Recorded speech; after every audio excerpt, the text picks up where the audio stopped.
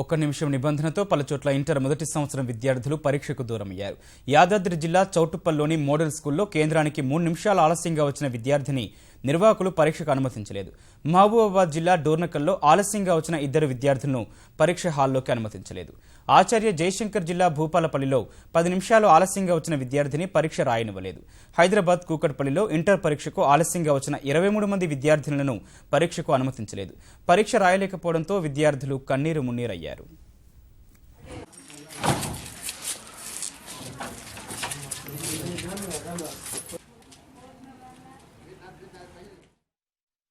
హైదరాబాద్లో ఇంటర్ పరీక్షకు ఆలస్యంగా వచ్చిన 23 మంది విద్యార్థులను పరీక్షకు అనుమతించలేదు.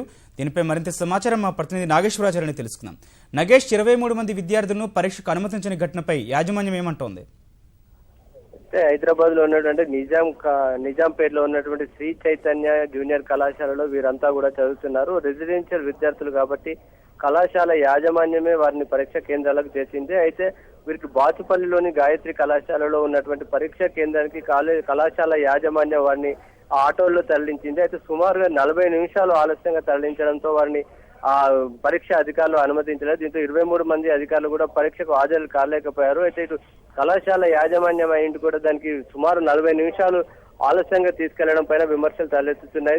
దానికి సంబంధించి ముందు జాగ్రత్త ఏర్పాట్లు తీసుకెళ్లడం పోతే మొత్తానికి తాము చేసేది సుమారు 40 నిమిషాలు హాజరు, 1 నిమిషం ఆలస్యమైన అనుమతించేది లేదని ముందే స్పష్టంగా చెప్పినందున వల్ల తాము అనుమతించలేదని అధికారులు చెప్తున్నారు. మొత్తానికి దీనిపైన ఇంకా కళాశాల యాజమాన్యంగా ఎలాంటి ఇంకా స్పందన లేదు. అయితే హైదరాబాద్ తో పాటు పలు ప్రాంతాల్లో కూడా పలువురు విద్యార్థులు ఆలస్యంగా హాజరయ్యారు. వారందరినీ కూడా పరీక్షలకు అనుమతించలేదు.